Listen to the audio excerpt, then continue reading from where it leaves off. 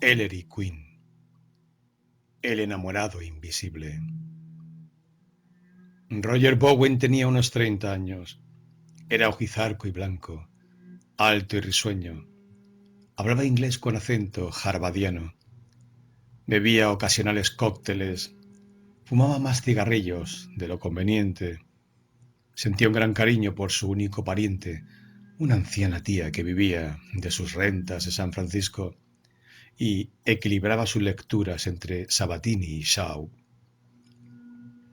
y ejercía toda la abogacía que podía practicarse en Corsica, New York, población 745 almas, en donde había nacido, hurtado manzanas del huerto del anciano Carter, nadado en cueros en el arroyo del intendente y cortejado a Iris Scott los sábados por la noche en la galería del pabellón de Corsica. 2 orquestas, ejecución continuada.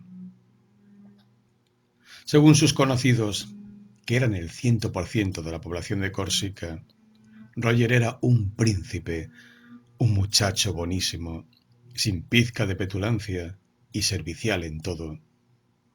Según sus amigos, los más de los cuales compartían la misma residencia, la pensión de Michael Scott, de Jasmine Street, contigua a Main Street, no existía en toda la tierra un joven más gentil, bondadoso e inofensivo que él.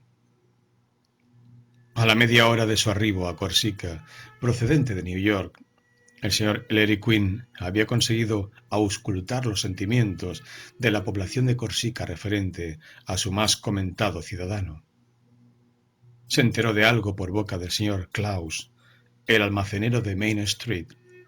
De otros detalles le informó un pilluelo que jugaba cerca del juzgado del condado, y muchísimo más le dijo la señora Parkins, esposa del cartero de Corsica.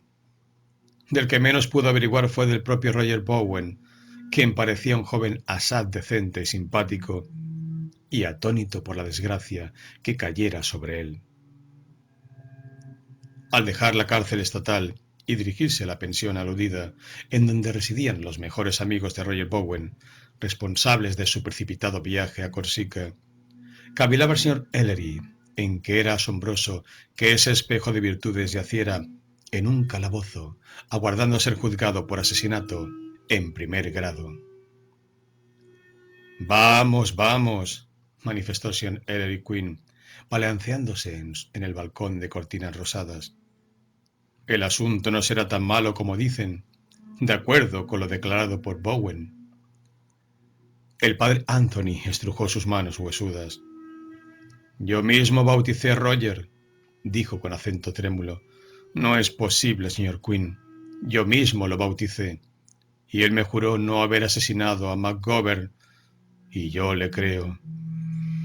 Y sin embargo, Johann Graham, el más notable abogado del condado, defensor de Roger, asevera que este es uno de los peores casos que ve en su carrera. En cuanto a eso, masculló el ciclópeo Scott, el mismo muchacho ha admitido las dificultades de su situación. No lo creería culpable aunque lo confesara el mismo Roger. Todo cuanto sé decirles, terció la señora Gandhi desde su silla de ruedas, es que quien quiera diga que Roger Bowen asesinó a ese majadero de New York es un imbécil sin remedio. Admitamos que Roger permaneció solo en su cuarto la noche del crimen. ¿Qué hay con eso? ¿Acaso una persona no puede tener el derecho de irse a dormir?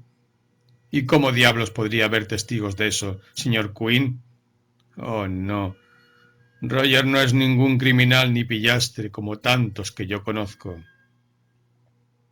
No tiene coartadas, suspiró Ellery. Eso empeora las cosas, masculló Pringle, jefe de policía de Corsica, hombre obeso y membrudo. Ojalá alguien hubiera estado con él la noche fatal. Desde luego, se apresuró a agregar captando la furibunda ojeada de la señora Gandhi.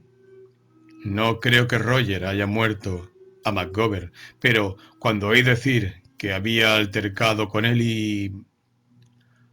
Ah, murmuró Ellery, con que cambiaron golpes, ¿eh? ¿Alguno formuló amenazas contra el otro?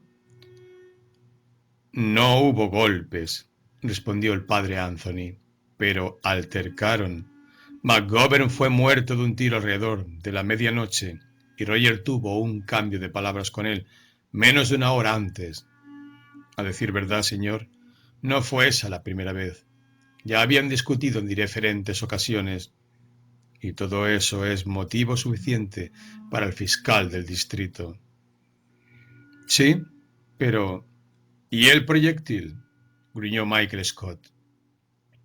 Sí, puntualizó el doctor Dodd, hombre de breve estatura, expresión vivaz e inteligente.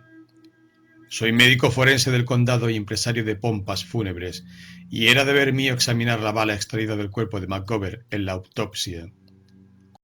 Cuando Pringle detuvo a Roger por sospechas, se incautó de un revólver y comparamos las marcas del proyectil. ¿Las marcas del proyectil? Moduló Ellery. Oh, no confiamos demasiado en nuestro criterio, dijo el médico forense. Todo esto era sumamente desagradable, pero un funcionario de la justicia debe ser leal a su juramento. Enviamos la bala y el arma a New York para ser examinados por un perito en balística. Su informe confirmó nuestros hallazgos. ¿Qué podíamos hacer? Pringle arrestó al pobre Roger. ¿Poseía Bowen licencia para llevar armas? Inquirió Ellery. Sí, murmuró el policía. Muchas personas tienen licencia. Abunda la buena caza en nuestras colinas. El crimen fue perpetrado con un arma calibre 38, con el Colt automático de Roger, que es un revólver de primera. ¿Es buen tirador? Ya lo creo que sí, exclamó Scott. Si lo sabré yo, que guardo 6 cascos de una bomba alemana en el cuerpo, desde que aquello estalló cerca mío en las trincheras de Belleau. Es un excelente tirador, indicó el médico forense. A menudo salimos juntos a cazar y le he visto acertar en la carrera a más de 50 yardas de distancia. Utilizaba solo su Colt. Desdeñaba el fusil, pues afirmaba que era demasiado fácil acertar con él y eso restaba atractivos al deporte. Pero, ¿qué dice el señor Roger Bowen de todo esto? Inquirió el joven. No quiso contestar a ninguna de mis preguntas. Roger dice que él no asesinó a McGovern y eso es bastante para mí. Pero no para el fiscal del distrito, ¿verdad? Suspiró Ellery. Bien, como utilizaron su Colt, se colige que alguien se lo hurtó, reintegrándoselo en secreto después del homicidio. Los hombres se miraron con expresión embarazada y el sacerdote sonrió con débil y orgullosa sonrisa. Es increíble, rumió Scott. Graham, nuestro abogado, dijo a Roger. Es absolutamente necesario que testifique que alguien podría haberle hurtado el arma. Su propia vida depende de esas declaraciones. ¿Y qué cree usted que contestó Bowen? No, eso no es verdad.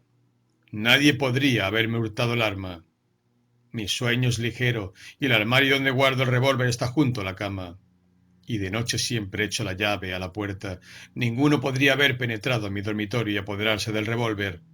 No afirmaré jamás semejante mentira.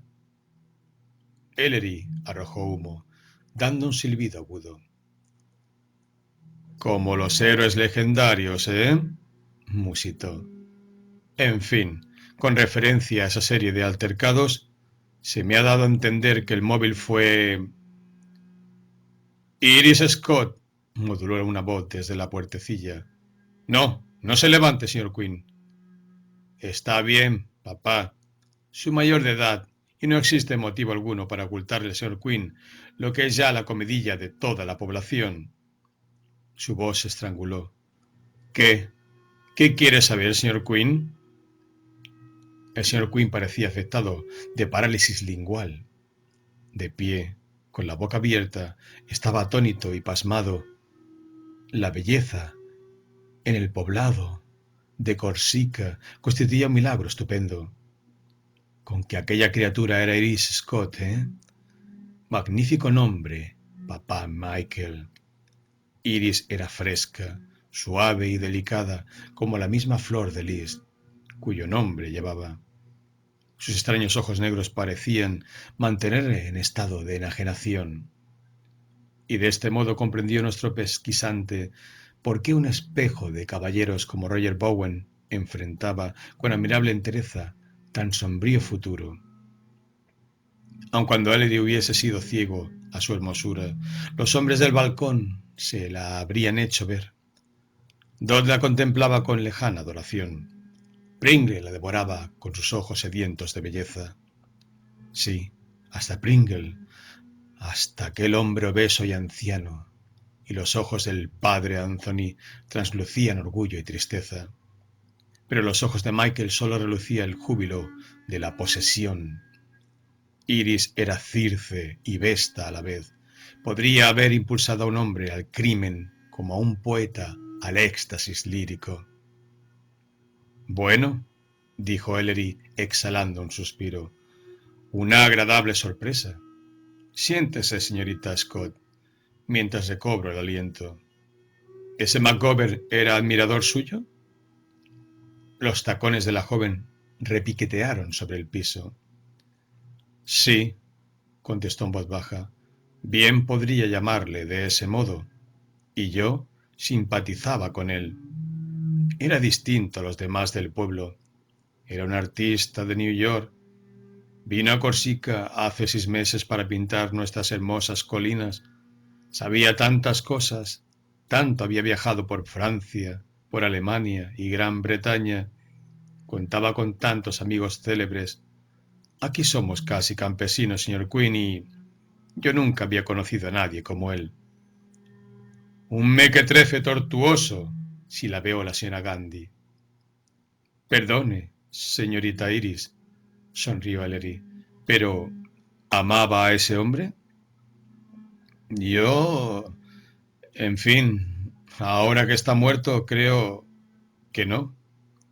La muerte muestra las cosas de color distinto. ¿Acaso ahora lo veo tal cual era en realidad? Pero tengo entendido que usted pasaba sus horas con él. En efecto, señor Quinn.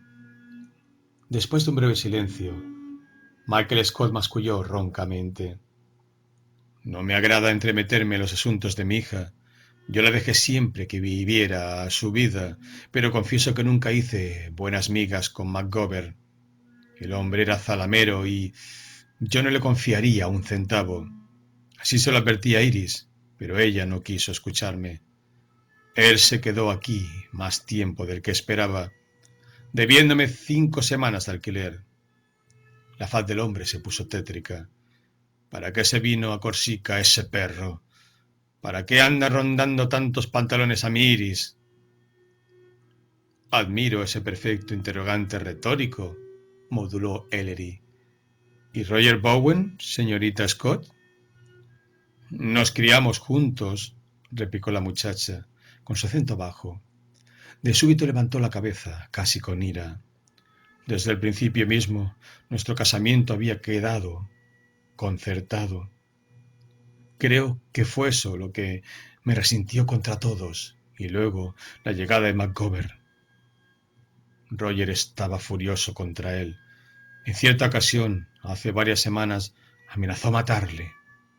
Todos nosotros lo oímos. Los dos discutían en ese vestíbulo y nosotros estábamos sentados aquí. Hubo un nuevo silencio y luego Ellery expresó serenamente: ¿Y cree usted que Roger asesinó a ese hombre, señorita Iris? La muchacha levantó sus espléndidos ojazos. No, Roger no es un asesino. Estaba furioso contra el otro, pero nada más. Repentinamente Iris rompió a llorar. Michael se puso como la grana. El sacerdote hizo una mueca de dolor. Los otros esbozaron sendos visajes. Discúlpenme, balbuceó ella finalmente. Siento mucho que... ¿Y quién, según usted, mató a McGovern? Preguntó el detective. Señor Quinn, no lo sé. ¿Y ustedes? Los demás menearon la cabeza. Bueno, usted, señor Pringle, mencionó anteriormente que la traición de McGovern había sido dejada precisamente como la encontraron la noche del crimen. A propósito, ¿qué hicieron con el cuerpo? Después de la investigación, señor Quinn, lo retuvimos en la morgue para averiguar si tenía parientes que reclamaran el cadáver. Sin embargo, McGovern parecía solo en el mundo. Ni siquiera sus amigos se prestaron para rendirle los últimos homenajes. No dejó nada, salvo unos efectos insignificantes en su estudio de New York. Yo mismo hice que lo enterraran en el nuevo cementerio de Corsica con el ritual de rigor. Aquí está la llave, murmuró el policía, luchando por ponerse de pie. Debo marcharme a Lower Village. Dodd le dirá todo lo que necesite saber. Espero que... ¿Vamos, padre? Indicó sin volverse. Sí, replicó el padre Anthony. Señor Quinn, a sus órdenes. Cualquier cosa que... Sus delgados hombros se curvaron mientras echaba a andar tras de Pringle por la acera de cemento. Excúsenos usted, señora Gandhi, dijo Ellery. ¿Quién descubrió el cuerpo? Inquirió mientras subían las escaleras, sumidos en la penumbra de la casa. Fui yo, señor, suspiró el forense. Vivo en esta pensión desde hace 12 años, desde el fallecimiento de la señora Scott. Somos un par de viejos solterones. Michael? Entrambos suspiraron. El hecho sucedió aquella terrible noche borrascosa de las semanas pasadas. Había estado leyendo en mi habitación y alrededor de la medianoche me encaminé al cuarto de baño del vestíbulo de los Altos, antes de meterme en la cama. Pasé frente a la habitación de McGovern. La puerta estaba abierta y encendida la luz. El joven, sentado en una silla, volvía el rostro a la puerta. El forense se encogió de hombros. Advertí al punto que estaba muerto, un balazo en el corazón. La sangre fluyó sobre su pijama. En fin, desperté enseguida a Michael. La muchacha nos oyó hablar y vino tras nuestro. El grupo se detuvo en el rellano de la escalera. Él oyó que Iris retenía el aliento. Scott jadeaba como un viejo fuelle. ¿Hacía mucho que estaba muerto? Preguntó el detective, dirigiéndose hacia una puerta cerrada, señalada por el médico forense. No, apenas unos minutos. El cuerpo estaba todavía caliente. Falleció instantáneamente. Presumo que la tormenta fue un estorbo para que fuera oído el disparo, ¿verdad? El doctor Dodd asintió, insertando la llave que le entregara a Pringle. El joven la hizo girar en la cerradura. Luego abrió la puerta. Nadie dijo nada. El sol invadía la habitación, que era amplia y de contornos y moblaje iguales a la de Ellery. La cama era idéntica, acondicionada, de manera similar, entre las dos ventanas. La mesa y la silla de caña, colocadas en medio del cuarto, podrían haber procedido del de Ellery. La alfombra, el escritorio, el armario. Había una sutil diferenciación. ¿Todos sus cuartos están amueblados exactamente de la misma manera? Preguntó. Scott enarcó sus frondosas cejas. Seguramente, señor Quinn. Cuando establecí este negocio, cambiando la finca en pensión, compré muchísimas piezas iguales en un remate de Albany. Todas estas habitaciones de los Altos son exactamente iguales. ¿Por qué? Por nada en especial. Digo solo que es interesante. Ellery observó la habitación con sus ojos grises. No percibió señales de lucha. Directamente delante de la puerta estaban la mesa y la silla de cañas. En línea recta con la puerta y la silla, pero al otro lado de la habitación vio Ellery un armario anticuado apoyado contra el muro. Sin volverse, dijo: «Ese armario en mi cuarto está colocado entre las dos ventanas». Detrás suyo percibió el suave respirar de la jovencita. «Oh, papá, el armario no estaba allí cuando el señor McGovern vivía aquí». «Es curioso», murmuró Scott. Pero en la noche del crimen, ¿se hallaba el armario donde se encuentra ahora? Sí, creo que sí, dijo Iris con acento perplejo. Claro que sí, terció el forense. Recuerdo haberlo visto en ese lugar. Bueno, moduló Ellery, apartándose de la puerta. Ya tenemos algo con qué comenzar a trabajar. Adelantándose hacia el mueble, tironeó de él hasta retirarlo del muro. Se arrodilló detrás del mismo, revisó la pared pulgada a pulgada, con gran atención. Súbitamente se detuvo.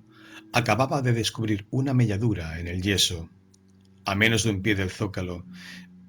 Medía alrededor de un cuarto de pulgada de diámetro. Era casi circular y tenía unas fracciones de pulgada de profundidad. Un fragmento de yeso se había desprendido, cayendo al suelo, en donde lo descubrió el perspicaz detective neoyorquino. Cuando se levantó, su semblante reflejaba desilusión. Regresó a la puerta diciendo: «Poca cosa. ¿Estás seguro de que nada se tocó desde la noche del crimen?» «Bajo mi palabra de honor», gruñó Scott. Veo que algunos de los efectos personales de Macover están aún aquí. ¿Revisó minuciosamente el jefe de policía este cuarto la noche del asesinato, doctor Dodd? Desde luego, pero no logró encontrar nada, terció Scott. ¿Está seguro? ¿Absolutamente nada? Caramba, todos nosotros presenciamos el registro. Sonriente, examinó Ellery el cuarto con expresión curiosa. No tenía la intención de ofenderle, señor Scott. ¿Cree que voy a retirarme a mi cuarto para cavilar un poco? Con su permiso, doctor, me voy a guardar la llave. Por supuesto, ya sabe, cualquier cosa que... Mil gracias. ¿Dónde estará usted si averiguamos algo de importancia? En mi oficina de Main Street. Bien, sonrió Ellery de nuevo. Hizo girar la llave en la cerradura y se encaminó lentamente a su dormitorio. El cuarto estaba fresco y el ambiente acogedor. El joven detective se tendió sobre el lecho, las manos cruzadas tras la cabeza, cavilando. Se sumía en el silencio el viejo caserón. Percibió los ligeros pasos de Iris en el vestíbulo. Después, la voz de Michael Scott dando órdenes en la planta baja. Continuó reclinado unos 20 minutos. Repentinamente saltó de la cama y se precipitó a la puerta. Entreabriéndola un poco, escuchó: «Vía libre». Con pasos quedos el joven salió al vestíbulo y se dirigió al cuarto del muerto, que abrió con la llave cedida por Pringle. Instantes después, tornaba a cerrarla detrás de sí. Si existe algún sentido de lógica en este mundo desastrado, murmuraba, dirigiéndose a la silla de cañas en que estaba Gover al morir. De rodillas examinó el tejido de cañas que formaba el respaldo de la silla, pero no logró descubrir nada normal. Ceñudo comenzó a vagar por la habitación. Tanteó debajo de los muebles, exploró el suelo por debajo del lecho, como un zapador en la tierra de nadie, pero no obtuvo ningún éxito. Enfurruñado, sacudió el polvo adherido a sus ropas. En el momento en que volvía a su lugar el contenido de la canasta de ropa sucia, su faz se iluminó. ¡Cielos! ¿Será posible que...? Abandonando la habitación, cerró la puerta con llave y efectuó un cauteloso reconocimiento por el vestíbulo, aguzando los oídos. Al parecer, se encontraba solo, silenciosamente, sin sentir el menor remordimiento. Ellery comenzó a revisar habitación por habitación. Y fue en la silla de cañas de la cuarta habitación inspeccionada donde el joven descubrió lo que sus deducciones le movieran a barruntar. La habitación pertenecía a la misma persona de cuya culpabilidad comenzaba a sospechar. Abandonada la habitación con infinitas precauciones, luego de dejar las cosas como las encontrara, Ellery retornó a su cuarto. Se lavó la cara y las manos, se ajustó la corbata, se cepilló las ropas y, con soñadora sonrisa, descendió las escaleras. Encontró a la señora Gandhi y a Michael Scott en el balcón, enfrascados en reñidísimo partido de whist. Ellery, riendo para su coleto, se encaminó a los fondos de la planta baja. Descubrió a la jovencita en una gran cocina a la antigua, revolviendo un menjunje de delicioso olorcillo, acondicionado sobre un horno enorme. El calor había encarnado sus mejillas y con aquel delantalillo blanco, Iris estaba por demás apetitosa. ¿Qué ocurre, señor Quinn?, preguntó ansiosamente y enfrentándolo con sus suplicantes ojos. ¿Alguna novedad? ¿Acaso le ama tanto?, suspiró Ellery, absorbiendo toda su belleza. Feliz Roger, Iris, hija mía, perdone el tratamiento paternal. Vamos progresando. Puedo afirmar que el joven lotario afronta perspectivas más rosadas que esta mañana. Oh, señor Quinn, es posible que... Oh. Sentado en una silla de cocina, el joven escamoteó un bollo azucarado de una fuente colocada sobre la mesa. Lo masticó, lo engulló, hizo un gesto crítico, sonrió y acabó por robar otro. ¿Son suyos? Deliciosos. Una verdadera Lucrecia. ¿O pienso en la fiel Penélope? Si esta es una muestra de su modo de cocinar... de hornear. La joven se precipitó hacia él. Le tomó la mano y se la apretó contra el pecho. Oh, si supiera cómo le amo. ¿Cómo? Ahora que languidece en esa horrible cárcel. Iris se estremeció. Haré cualquier cosa, cualquier cosa. Con dulzura, Ellery desligó su mano. Vamos, querida, no lo vuelva a hacer jamás, que eso me hace sentirme Dios. Uf.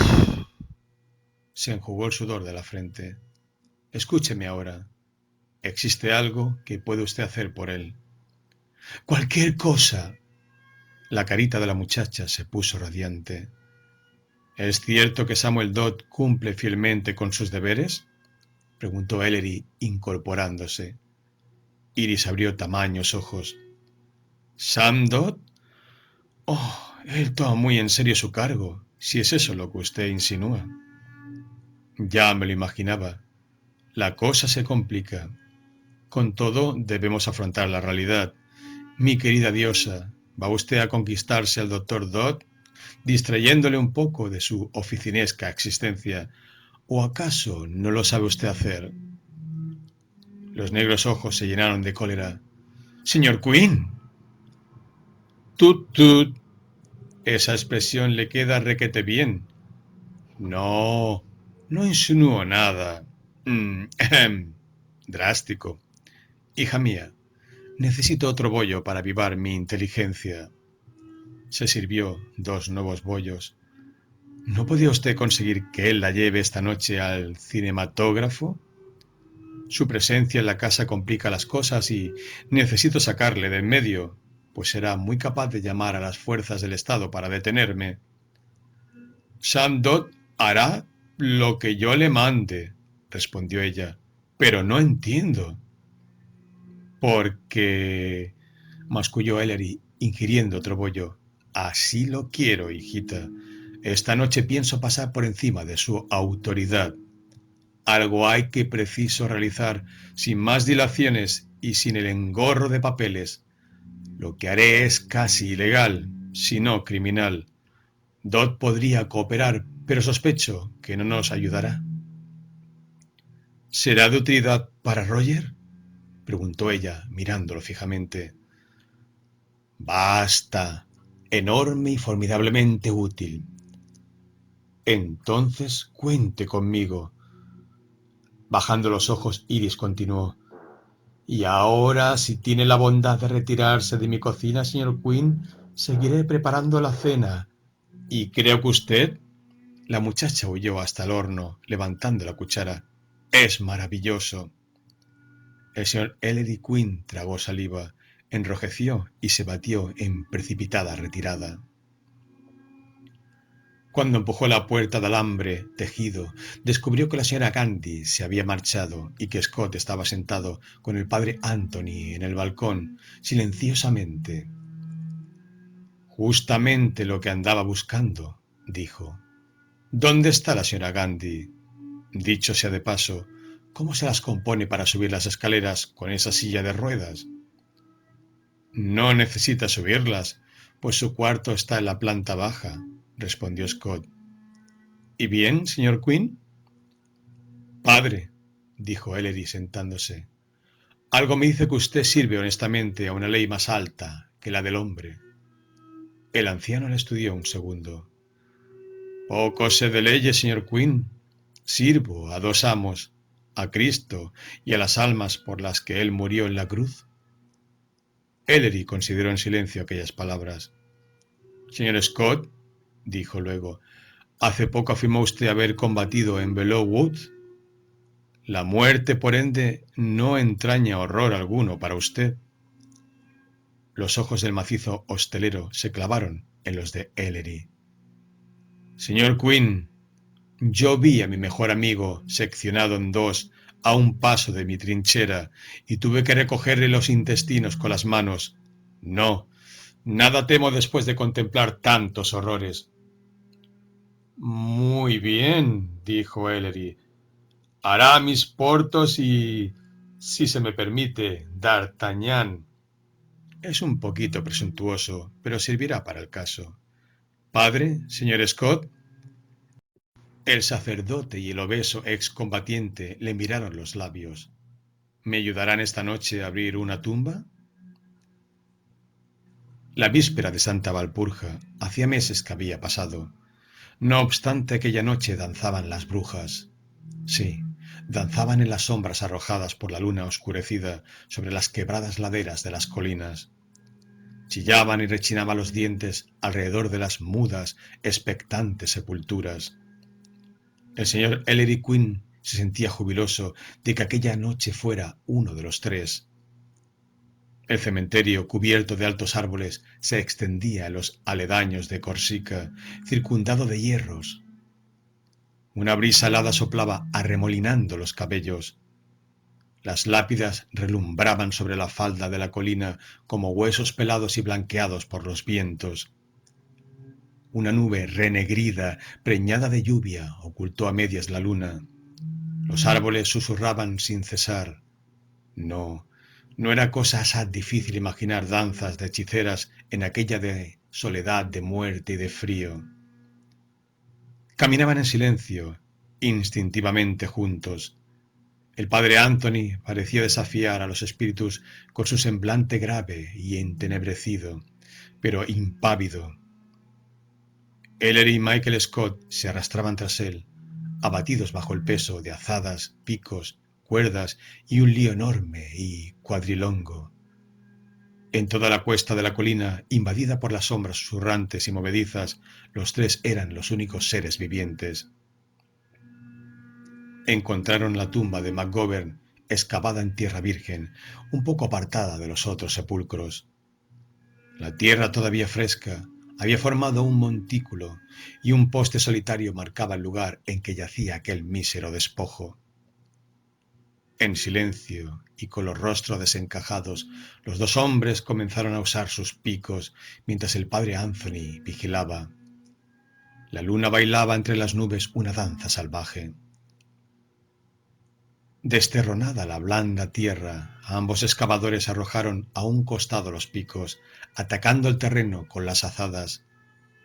Llevaban batas de trabajo sobre sus ropas. Ahora sé, murmuró Ellery, lo que es sentirse un vampiro. Padre, no imagina usted cuánto le agradezco que nos acompañara. Esta maldita imaginación mía. No tema nada, hijo mío, respondió el anciano. Aquí solo reposan los muertos. Continuemos, masculló Scott. Ellery se estremeció. Las azadas golpearon contra algo de madera. Cómo llegaron a realizar la última parte del trabajo es cosa que jamás pudo Ellery recordar con claridad. Fue empresa titánica y mucho antes de acabar el muchacho estaba inundado de un sudor que escocía como aguijonazos bajo los helados dedos del viento. Scott trabajaba en silencio y el padre Anthony les contemplaba sombrío. Luego Ellery advirtió que tiraba de 2 cuerdas y que el anciano Scott tiraba del otro lado. Algo largo, negro y pesado ascendió lentamente de las profundidades del sepulcro, balanceándose muellemente como si encerrara vida y no muerte en sus entrañas. Un postrer tirón, y eso retumbó sobre los costados, volcándose con inmenso horror de Ellery, desplomándose sobre el terreno, acuchillado y transido de fatiga, se palpó las ropas en procura de un cigarrillo. Necesito un poco de descanso, rumió, fumando con desesperación. Scott se apoyaba sobre su azada. Solo el padre Anthony se acercó al féretro y, tirando de él hasta enderezarlo, comenzó a forzar la tapa con manos seguras. Ellery observaba, fascinado. Luego se incorporó, arrojó el cigarrillo, se maldijo y arrancó el pico de las manos del clérigo. Un fuerte envión, la tapa rechinó y, apretando los labios, se adelantó el posadero. Calzándose guantes de lona, se inclinó sobre el cadáver. Ellery, febrilmente, desempaquetó el voluminoso bulto que trajera desde Jasmine Street, una enorme cámara fotográfica prestada por el director del Corsica Cal. Comenzó a enredarse con algo. «Bien, ya está», articuló roncamente.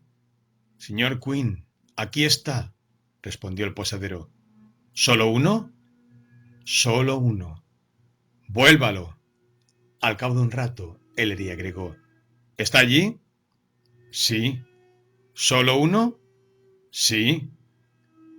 «¿Dónde dije que lo hallaríamos?» «Sí». Ellery levantó algo por encima de su cabeza, dirigiendo la lente de la cámara. Con la otra mano, sobre lo que yacía en el féretro, hizo un gesto convulsivo y algo azulado serpenteó en el aire, acompañado por una relumbrante detonación, iluminando la falda de la colina con una llamarada del infierno.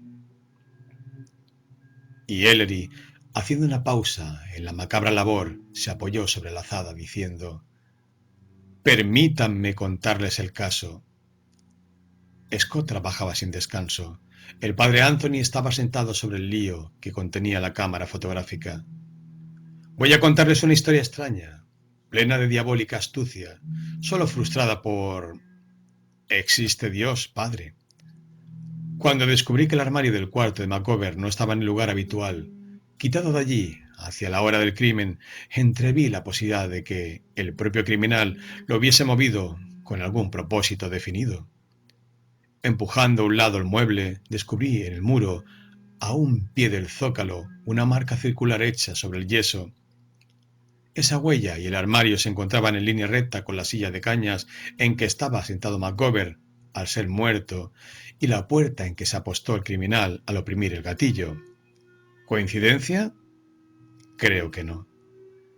Adiviné al punto que la huella era similar a la que podía haber producido un proyectil carente de fuerza, dado que la depresión era poco profunda. También se me hizo evidente que, supuesto que el asesino estaba de pie y la víctima sentada, muerta de un tiro en el corazón, la marca de la pared situada a varias yardas detrás de la silla de cañas debía aparecer, si había sido causada por la bala disparada por el homicida, en el mismo lugar en que la encontré, pues la trayectoria de la bala iba de arriba hacia abajo. Los terrones retumbaban sobre el féretro. También era evidente, prosiguió Ellery, que, de haber sido esa bala la que atravesara el cuerpo de McGovern, el respaldar de la silla de cañas debía presentar una perforación. Examiné la silla, pero no descubrí agujero alguno. Luego era posible que el proyectil que causó la huella en el muro, desviándose del blanco, no hubiese atravesado el cuerpo de McGovern. En otros términos, que se habían disparado 2 tiros durante aquella noche tormentosa, uno el que se alojara en el cuerpo y otro el que ocasionara la marca en cuestión. Pero no se habló del hallazgo de una segunda bala en aquel cuarto, a pesar de que había sido inspeccionado a fondo. Yo mismo revisé el piso, sin éxito alguno. De este modo, si se había descerrajado un segundo disparo, nada más sencillo decir que el asesino se había llevado consigo el proyectil al mismo tiempo que movía el armario para ocultar la marca dejada por la bala. Hizo una pausa y, sombrío, contempló la tumba deshecha. Pero, ¿por qué se llevó ese proyectil? ¿Dejando que encontráramos la bala fatal, la misma que fuera hallada en el cuerpo de la víctima? Sus manejos no tenían sentido. Por otra parte, la proposición contraria significaba que no hubo nunca dos proyectiles, solo había sido descerrajado un tiro contra McGovern. La ladera de la colina temblaba de sombras mientras parecían danzar legiones de brujas sobre el lúgubre camposanto. Comencé a trabajar, continuó Ellery fatigosamente, en base a esa suposición. Si solo había sido disparada una bala contra McGovern, esta era entonces la misma que le ultimara, atravesándole el corazón, saliendo por la espalda, perforando las cañas del respaldar de la silla y estrellándose contra la pared en el sitio en que encontré la huella. La bala, rebotando, cayó sobre el piso. En tal caso, ¿por qué la silla de McGovern no presenta perforación de bala? Solo se explicaba esa anormalidad suponiendo que no era esa la silla de McGovern. El homicida ya había ejecutado un movimiento para encubrir la marca del muro dejada por la bala, movimiento tendiente a ocultarnos el hecho de que el proyectil traspasó el cuerpo, el desplazamiento del armario. En ese caso, ¿por qué no suponer que había cambiado las sillas? Todos los cuartos, el señor Scott, están idénticamente amueblados. El criminal arrastró la silla de McGovern hasta su propio aposento, trayendo la suya para reemplazar a la de McGovern. Todas esas deducciones quedarían perfectamente verificadas si encontraba una silla de cañas con una perforación en el respaldo. Y no tardé en encontrarla.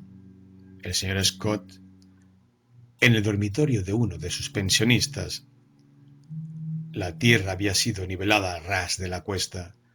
El padre Anthony observaba a su amigo con ojos velados por la angustia, y durante unos instantes un negrísimo nubarrón cubrió el disco lunar, envolviendo la tierra en densas tinieblas.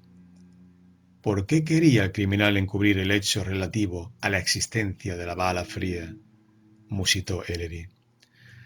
Solo podría mediar una razón, sus deseos de que el proyectil no fuera encontrado y examinado. Pero el caso es que la policía encontró y examinó la bala. El nubarrón descubrió la luna, que volvió a brillar sobre sus cabezas, pero la bala descubierta no era la bala fatal. Al fin todo quedó concluido. El montículo se alzaba redondeado y tenebroso bajo la luz lunar. El padre Anthony, abstraído, tomó el pequeño poste funerario de madera y lo clavó en la tierra. Michael Scott se irguió en toda su estatura, enjugándose la frente. ¿No era la bala fatal?, balbuceó. No. Reflexione un instante. ¿Qué objeto encerraba el descubrimiento de ese proyectil? Pues inculpar a Roger Bowen como asesino de McGovern. Pero si era una bala falsa, debemos conjeturar que Bowen había caído en la celada tendida por alguien, el cual, imposibilitado de apoderarse del revólver de Bowen a causa de la vigilancia de éste, pero ya en posesión de una bala fría disparada por esa arma, se encontraba en condiciones ideales después del crimen para cambiar la bala inocente, por así decirlo, por la que ultimó realmente a McGovern. La voz de Ellery se elevó estridente. El proyectil del arma asesina no nos revelaría las marcas del revólver de Bowen. Si el asesino hubiese dejado su propia bala en el lugar del crimen, los peritos habrían indicado que no procedía del revólver de Bowen y la celada se habría desbaratado. De este modo, pues, el criminal necesitaba llevarse la bala verdadera, la bala fatal, ocultar la huella del muro y cambiar las sillas de cañas.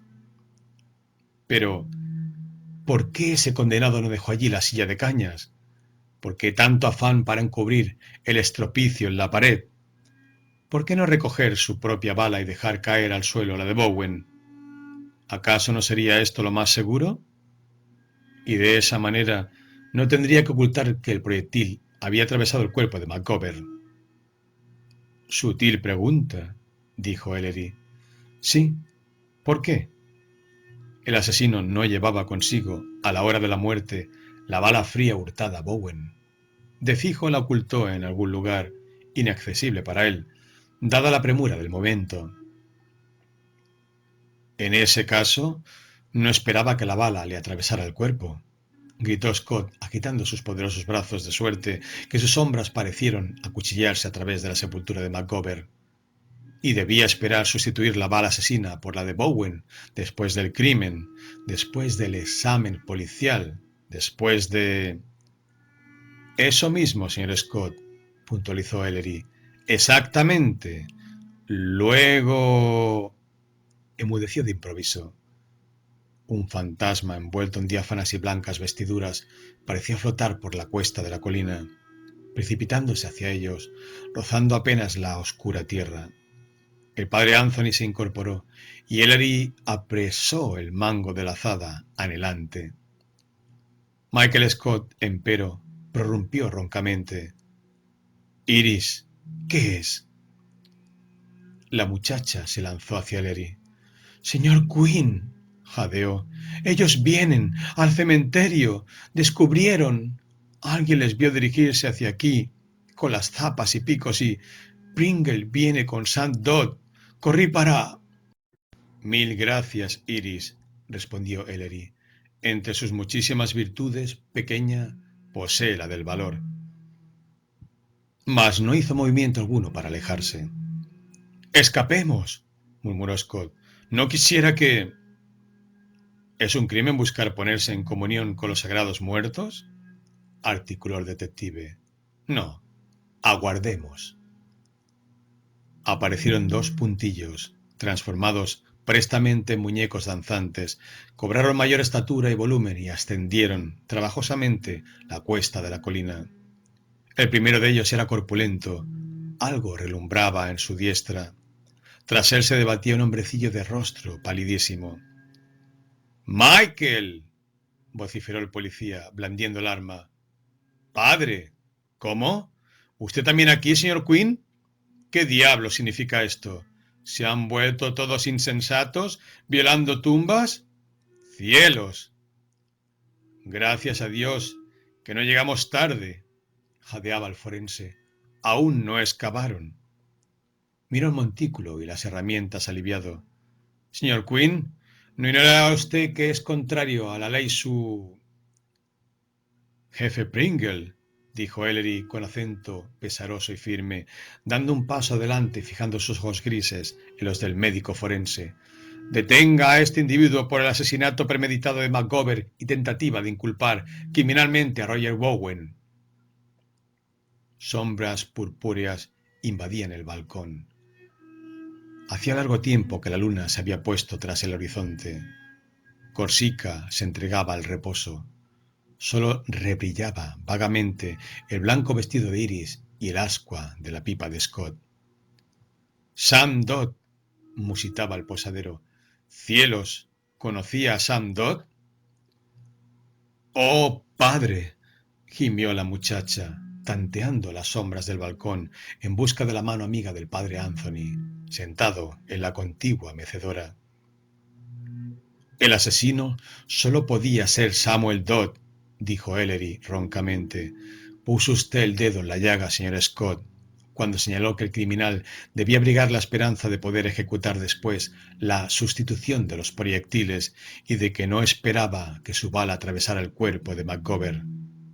Por ventura, ¿quién podría haber cambiado las balas si el proyectil fatal quedaba en el cuerpo del muerto, cosa que esperaba el homicida antes del asesinato? Solo Dodd, el forense, quien debía ejecutar la autopsia, que es de rigor en estos casos. ¿Quién podía haber acallado el hecho de que la bala había atravesado el cuerpo de McGovern de parte a parte?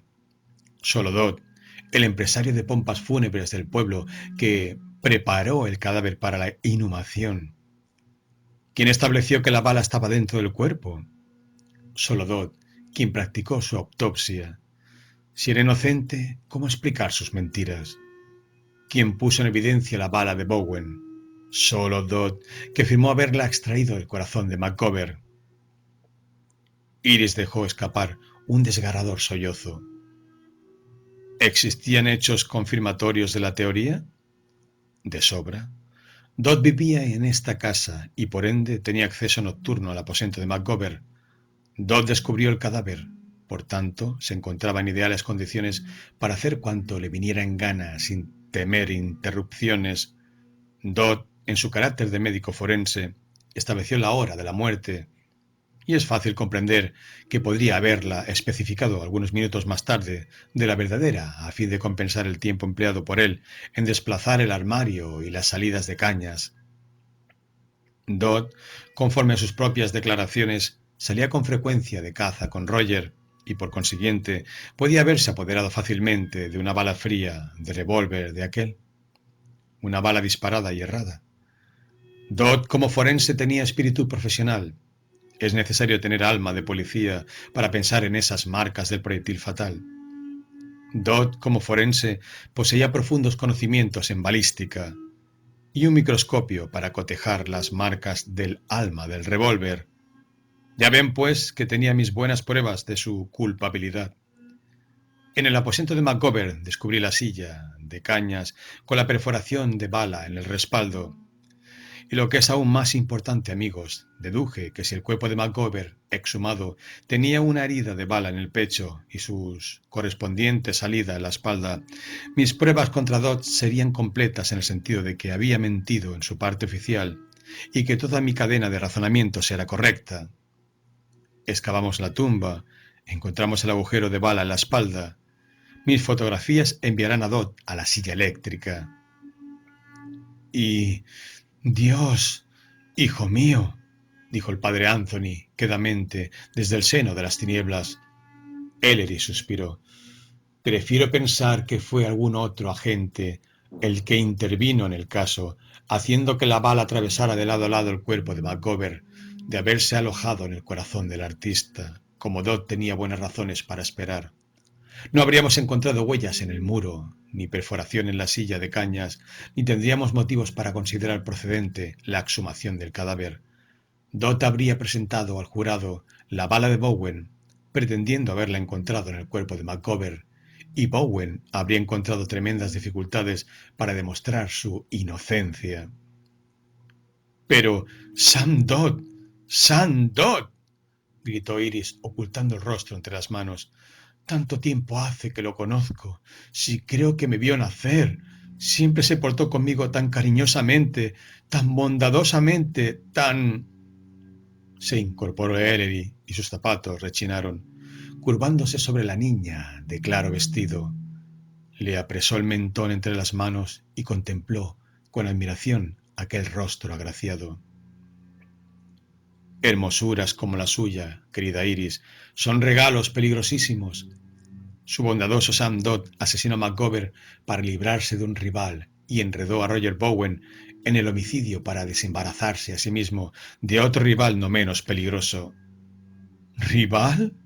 Balbuceó Iris. ¡Rival! ¡Demonios! Masculló Scott. Tus ojos, hijo mío, susurró el padre Anthony, son penetrantes. La esperanza surge en el corazón de los hombres como un manantial de júbilo y de odio mortal, concluyó Ellery suavemente. Hija mía, Sam Dodd la amaba.